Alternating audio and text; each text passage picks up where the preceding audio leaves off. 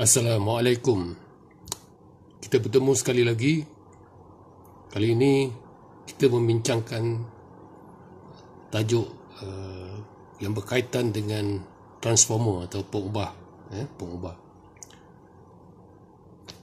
Jadi kenapa kita perlukan pengubah untuk penghantaran kuasa elektrik?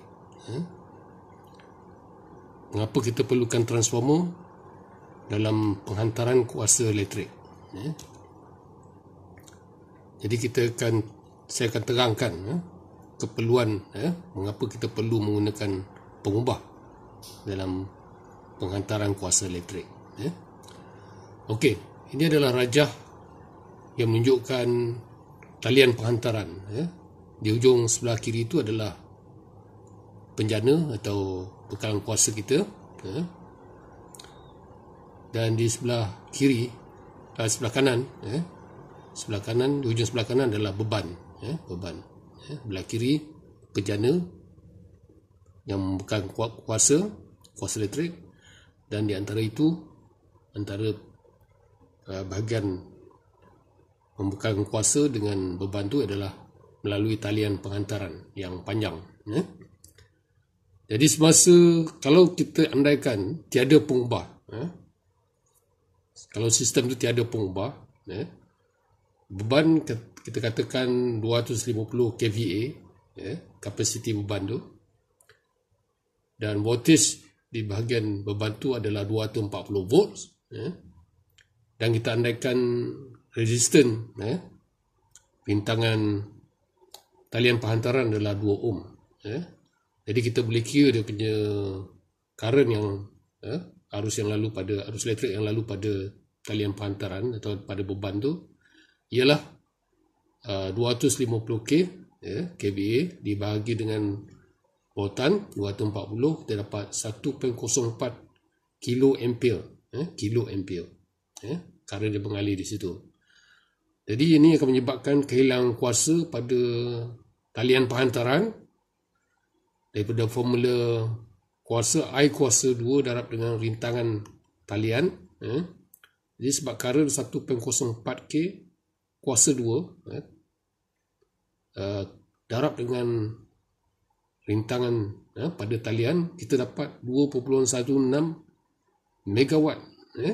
Begitu besar dia punya kuasa yang hilang pada talian penghantaran. Jadi tidaklah praktikal kalau kita menggunakan voltage bekalan kuasa yang voltagenya rendah untuk dihantar melalui talian penghantaran. Jadi di situ kita perlukan pengubah atau transformer, peranan transformer. Dengan transformer, kalau kita masukkan transformer, jadi kita boleh guna transformer, ialah fungsi dia ialah boleh meningkatkan voltan. Dari 240 volt tadi, kita boleh dapatkan voltan pada talian penghantaran sehingga boleh mencapai 495 kV dalam contoh ni. Itu adalah voltan pada talian penghantaran. Jadi kalau kita kira semula menggunakan voltan 495 kV, jadi kita dapat current nilainya sekarang ialah 250 K kuasa bagi dengan ataupun kVA bagi dengan voltage, kita dapat current yang rendah 0.5 ampere saja. Jadi kuasa yang hilang, kalau kita kira semula kuasa yang hilang pada talian penghantaran I kuasa 2 darab rintangan talian, jadi kita dapat 0.5 watt saja. Berbanding tadi, kalau kita bandingkan dengan tanpa pengubah tadi sangat tinggi dia punya ini tanpa pengubah kuasa yang hilang pada talian sangat tinggi berbanding dengan pengubah yang lebih praktikal, hanya 0.5 watt untuk membekalkan kuasa 250 kVA pada beban, di mana dengan menggunakan pengubah kita boleh meningkatkan voltage atau menaikkan nilai voltage hingga 495 kilovolt. Itulah kelebihan kita menggunakan pengubah. Perlu kita menggunakan pengubah dalam penghantaran kuasa, di mana dia dapat kurangkan arus elektrik pada talian. Dengan itu kita boleh kurangkan kehilangan kuasa pada talian. Dan selain pada itu, sebab current dia kecil, arus dia kecil, jadi kita dapat kurangkan susut bawatan pada talian, sebab nilai susut bawatan adalah current darab dengan galangan talian, talian penghantaran.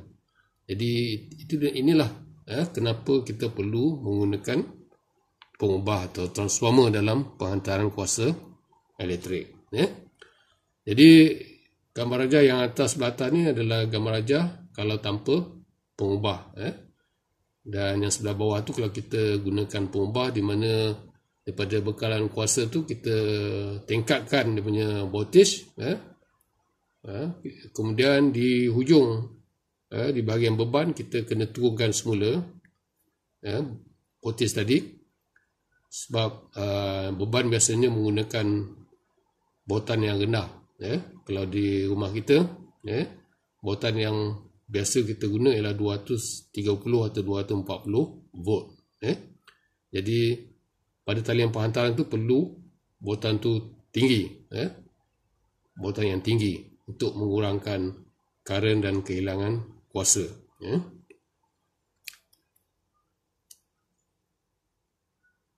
Jadi kita tidak menggunakan pengubah pada bekalan kuasa DC. Jadi pada bekalan DC kita tak boleh menggunakan pengubah atau transformer. Dia hanya digunakan pada bekalan AC. Kenapa tak boleh pada bekalan DC? Nanti saya terangkan selepas ini. Dia ada kaitan dengan hukum Faraday. Jadi bila satu flux magnet yang berubah nilainya, yang merangkai gegelung, whenever the magnetic flux link which of coil changes, and EMF or voltage is always induced in it. Makna dia bila medan magnet yang merangkai satu gelung berubah nilainya, turun naik nilainya.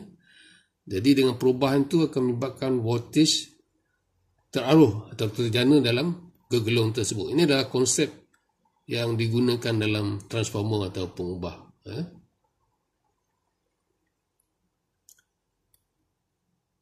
Jadi yang ini bekalan AC, sebab voltage yang terjana dalam ataupun teraruh dalam gegelung ni, dia bergantung kepada perubahan flux, dan flux itu bergantung kepada current.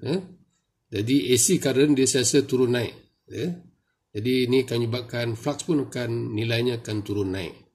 Jadi bila ada perubahan, barulah ada voltage terjana dalam atau teraruh dalam gegelung itu.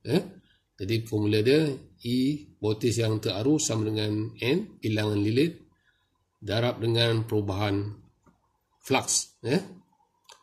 Jadi ini adalah gambar asas sebuah pengubah atau transformer. Jadi bila current mengalir, dia akan menghasilkan medan magnet dan yang bergantung kepada current. Current maknanya dia flux tadi, dia adalah disebabkan wujudnya current. Current ni akan mewujudkan flux magnet dalam teras atau dalam coil. Jadi bila current berubah, flux akan turut berubah dan menyebabkan voltage teraruh pada gegelung primary. Dan sebab flux tadi disambung melalui teras ni kepada gegelung yang kedua, pada gegelung kedua pun akan ada EMF atau voltage teraruh, E2. Jadi flux adalah sinusoidal sebab current adalah sinusoidal, pi maximum sin omega t. Jadi voltage yang teraruh sama dengan daripada formula itu terdapat N1 pi maximum, kita differentiate ni, pi maksimum omega cos omega t, E1. Dan pada golong kedua E2, kita dapat ini N2, golong N2, bilang lilin N2 darab dengan flux yang sama, perubahan flux yang sama. Jadi kita dapat E2 sama dengan 4.44 RMS, N2 pi maksimum F. Jadi kalau kita bahagikan ratio dia, E2 bagi E1, kita dapat N1 bagi N2 bagi N1 atau sama dengan K, di mana K itu adalah transformation ratio. Jadi K itu adalah angka yang menentukan berapa kenaikan voltage antara primary dengan secondary. Mana kalau kita nak tingkatkan voltage, nak naikkan voltage, maknanya N2 tu mesti lebih besar daripada N1.